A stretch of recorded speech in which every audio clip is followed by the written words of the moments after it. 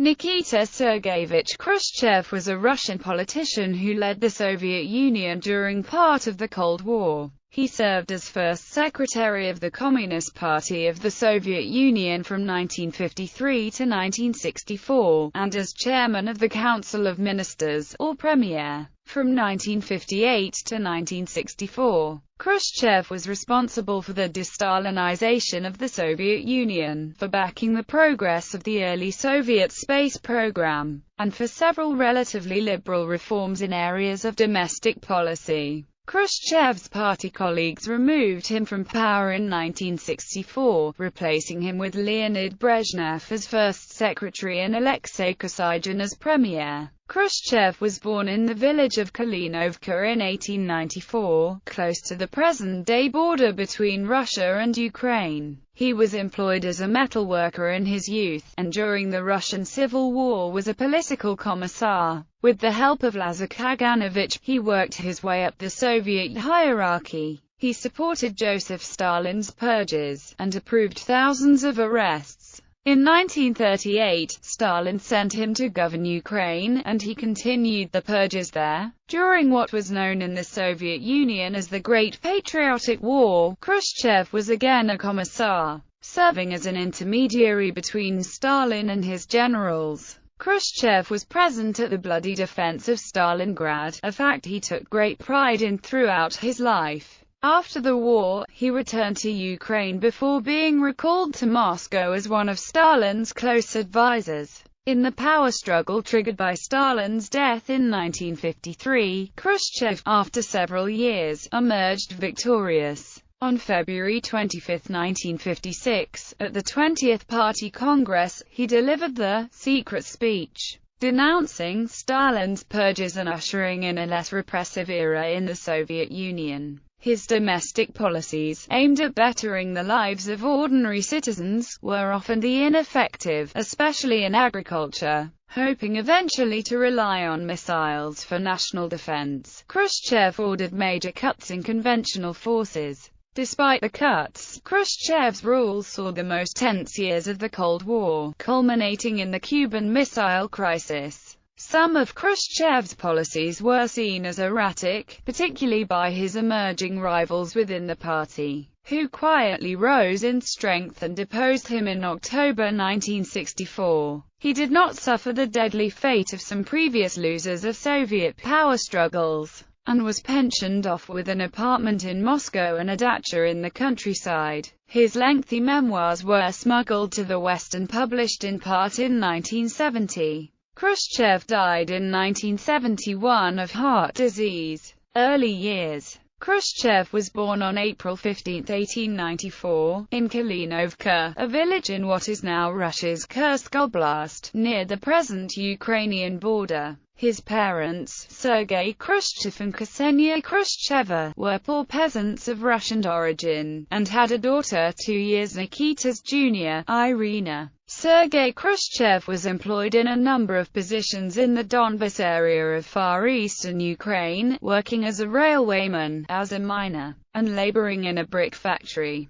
Wages were much higher in the Donbas than in the Kursk region, and Sergei Khrushchev generally left his family in Kalinovka, returning there when he had enough money. Nikita worked as a herdsboy from an early age. He was schooled for a total of 4 years, part in the village parochial school and part under Shevchenko's tutelage in Kalinovka's state school. According to Khrushchev in his memoirs, Shevchenko was a freethinker who upset the villagers by not attending church, and when her brother visited, he gave the boy books which had been banned by the imperial government. She urged Nikita to seek further education, but family finances did not permit this. In 1908, Sergei Khrushchev moved to the Donbas city of Yuzovka. 14-year-old Nikita followed later that year, while Ksenia Khrushcheva and her daughter came after. Yuzovka, which was renamed Stalino in 1924 and Donetsk in 1961, was at the heart of one of the most industrialized areas of the Russian Empire. After the boy worked briefly in other fields, Khrushchev's parents found him a place as a metal fitter's apprentice. Upon completing that apprenticeship, the teenage Khrushchev was hired by a factory. He lost that job when he collected money for the families of the victims of the Lena Goldfields massacre, and was hired to mend underground equipment by a mine in nearby Rudchenkovo, where his father was the union organizer, and he helped distribute copies and organize public readings of Pravda. He later stated that he considered emigrating to the United States for better wages, but did not do so. When World War I broke out in 1914, Khrushchev, as a skilled metal worker, was exempt from conscription. Employed by a workshop which serviced 10 mines, Khrushchev was involved in several strikes demanding higher pay, better working conditions, and an end to the war. In 1914, he married Yefrosinia Pizareva, daughter of the elevator operator at the Rudchenkovo mine. In 1915, they had a daughter, Yulia, and in 1917, a son, Leonid. After the abdication of Tsar Nicholas II in 1917, the new Russian provisional government in Petrograd had little influence over Ukraine. Khrushchev was elected to the Workers' Council in Rudchenkovo, and in May he became its chairman. He did not join the Bolsheviks until 1918, a year in which the Russian Civil War, between the Bolsheviks and a coalition of opponents known as the White Army, began in earnest. His biographer, William Taubman, suggests that Khrushchev's delay in affiliating himself with the Bolsheviks was because he felt closer to the Mensheviks, who prioritized economic progress, whereas the Bolsheviks sought political power. In his memoirs, Khrushchev indicated that he waited because there were many groups, and it was difficult to keep them all straight. In March 1918, as the Bolshevik government concluded a separate peace with the Central Powers, the Germans occupied the Donbas and Khrushchev fled to Kalinovka. In late 1918 or early 1919 he was mobilized into the Red Army as a political commissar. The post of political commissar had recently been introduced as the Bolsheviks came to rely less on worker activists and more on military recruits. Its functions included indoctrination of recruits in the tenets of Bolshevism, and promoting troop morale and battle readiness. Beginning as commissar to a construction platoon, Khrushchev rose to become commissar to a construction battalion and was sent from the front for a 2-month political course. The young commissar came under fire many times, though many of the war stories he would tell in later life dealt more with his cultural awkwardness, rather than with combat. In 1921, the Civil War ended, and Khrushchev was demobilized and assigned as commissar to a labor brigade in the Donbas, where he and his men lived in poor conditions. The wars had caused widespread devastation and famine, and one of the victims of the hunger and disease was Khrushchev's wife, Yefrosinia, who died of typhus in Kalinovka while Khrushchev was in the army. The commissar returned for the funeral and, loyal to his Bolshevik principles, refused to allow his wife's coffin to enter the local church. With the only way into the churchyard through the church, he had the coffin lifted and passed over the fence into the burial ground, shocking the village. Party official. Donbas years through the intervention of a friend. Khrushchev was assigned in 1921 as Assistant Director for Political Affairs for the Rudchenkovo mine in the Donbas region, where he had previously worked. There were as yet few Bolsheviks in the area. At that time, the movement was split by Lenin's new economic policy, which allowed for some measure of private enterprise and was seen as an ideological retreat by some Bolsheviks. While Khrushchev's responsibility lay in political affairs, he involved himself in the practicalities of resuming full production at the mine after the chaos of the war years. He helped restart the machines and he wore his old mine outfit for inspection tours. Khrushchev was highly successful at the Rudchenkovo mine, and in mid-1922 he was offered the directorship of the nearby Pastchakov mine. However, he refused the offer, seeking to be assigned to the newly established technical college in Yuzovka. though his superiors were reluctant to let him go, as he had only 4 years of formal schooling. He applied to the training program attached to the Technicum that was designed to bring undereducated students to high school level, a prerequisite for entry into the Technicum. While enrolled in the Rabfak, Khrushchev continued his work at the Rudchenkovo mine. One of his teachers later described him as a poor student. He was more successful in advancing in the Communist Party. Soon after his admission to the Rabfak in August 1922, he was appointed party secretary of the entire Technicum, and became a member of the Bureau, the governing council, of the party committee for the town of Yuzovka. He briefly joined supporters of Leon Trotsky against those of Joseph Stalin over the question of party democracy.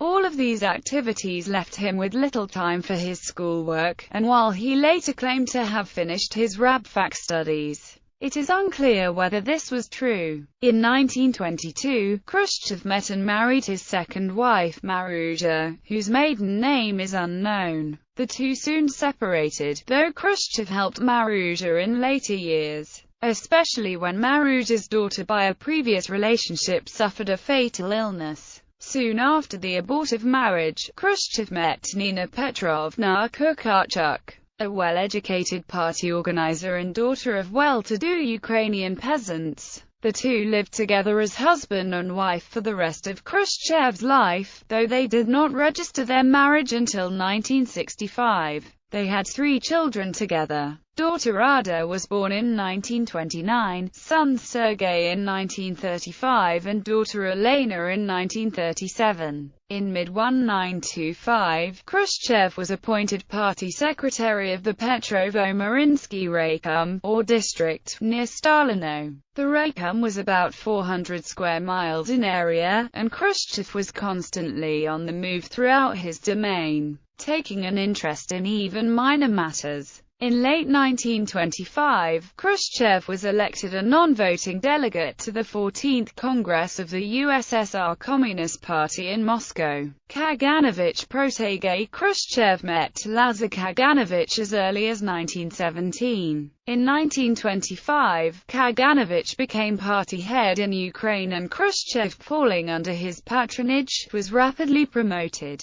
He was appointed second in command of the Stalino party apparatus in late 1926. Within 9 months his superior, Konstantin Moiseyenko, was ousted, which, according to Taubman, was due to Khrushchev's instigation. Kaganovich transferred Khrushchev to Kharkov, then the capital of Ukraine, as head of the organizational department of the Ukrainian Party's Central Committee. In 1928, Khrushchev was transferred to Kiev, where he served as second in command of the party organization there. In 1929, Khrushchev again sought to further his education, following Kaganovich to Moscow and enrolling in the Stalin Industrial Academy. Khrushchev never completed his studies there, but his career in the party flourished. When the school's party cell elected a number of rightists to an upcoming district party conference, the cell was attacked in Pravda. Khrushchev emerged victorious in the ensuing power struggle, becoming party secretary of the school, arranging for the delegates to be withdrawn, and afterward purging the cell of the rightists. Khrushchev rose rapidly through the party ranks, first becoming party leader for the Baman district, site of the academy, before taking the same position in the Krasno-Presnensky district, the capital's largest and most important. By 1932, Khrushchev had become second in command, behind Kaganovich, of the Moscow City Party organization, and in 1934, he became party leader for the city and a member of the party's Central Committee. Khrushchev attributed his rapid rise to his acquaintance with fellow academy student Nadezhda Alliluyeva, Stalin's wife. In his memoirs, Khrushchev stated that Alliluyeva spoke well of him to her husband. His biographer, William Thompson, downplays the possibility, stating that Khrushchev was too low in the party hierarchy to enjoy Stalin's patronage, and that if influence was brought to bear on Khrushchev's career at this stage, it was by Kaganovich. While head of the Moscow City Organization, Khrushchev superintended construction of the Moscow Metro, a highly expensive undertaking, with Kaganovich in overall charge. Faced with an already announced opening date of November 7, 1934, Khrushchev took considerable risks in the construction and spent much of his time down in the tunnels. When the inevitable accidents did occur, they were depicted as heroic sacrifices in a great cause. The metro did not open until May 1, 1935, but Khrushchev received the Order of Lenin for his role in its construction. Later that year, he was selected as first secretary of the Moscow Regional Committee, which was responsible for Moscow Oblast, a province with a population of 11 million. Involvement in purges. Stalin's office records show meetings at which Khrushchev was present as early as 1932. The two increasingly built a good relationship. Khrushchev greatly admired the dictator and treasured informal meetings with him and invitations to Stalin's dacha, while Stalin felt warm affection for his young subordinate. Beginning in 1934, Stalin began a campaign of political repression known as the Great Purge, during which millions of people were executed or sent to the Gulag. Central to this campaign were Moscow trials, a series of show trials of the purged top leaders of the party and the military. In 1936, as the trials proceeded, Khrushchev expressed his vehement support. Everyone who rejoices in the successes achieved in our country, the victories of our party led by the great Stalin, will find only one word suitable for the mercenary, fascist dogs of the Trotskyite Zinovivite gang. That word is execution. Khrushchev assisted in the purge of many friends and colleagues in Moscow Oblast. 38 top party officials in Moscow City and province, 35 were killed. The 3 survivors were transferred to other parts of the USSR. Of the 146 party secretaries of cities and districts outside Moscow City and the province, only 10 survived the purges. In his memoirs, Khrushchev noted that almost everyone who worked with him was arrested. By party protocol, Khrushchev was required to approve these arrests, and did little or nothing to save his friends and colleagues. Party leaders were given numerical quotas of enemies to be turned in and arrested. In June 1937, the Politburo set a quota of 35,000 enemies to be arrested in Moscow province. 5,000 of these were to be executed. In reply, Khrushchev asked that 2,000 wealthy peasants, or kulaks living in Moscow be killed in part fulfillment of the quota. In any event, only 2 weeks after receiving the Politburo order, Khrushchev was able to report to Stalin that 41,305 criminal and kulak elements had been arrested. Of the arrestees, according to Khrushchev, 8,500 deserved execution. Khrushchev had no reason to think himself immune from the purges, and in 1937, confessed his own 1923 dalliance with Trotskyism to Kaganovich, who, according to Khrushchev, blanched, and advised him to tell Stalin. The dictator took the confession in his stride, and, after initially advising Khrushchev to keep it quiet, suggested that Khrushchev tell his tale to the Moscow Party Conference. Khrushchev did so, to applause, and was immediately re-elected to his post. Khrushchev related in his memoirs that he was also denounced by an arrested colleague. Stalin told Khrushchev of the accusation personally, looking him in the eye and awaiting his response. Khrushchev speculated in his memoirs that had Stalin doubted his reaction, he would have been categorized as an enemy of the people then and there. Nonetheless, Khrushchev became a candidate member of the Politburo in January 1938, and a full member in March 1939. In late 1937, Stalin appointed Khrushchev as head of the Communist Party in Ukraine, and Khrushchev duly left Moscow for Kiev, again the Ukrainian capital, in January 1938.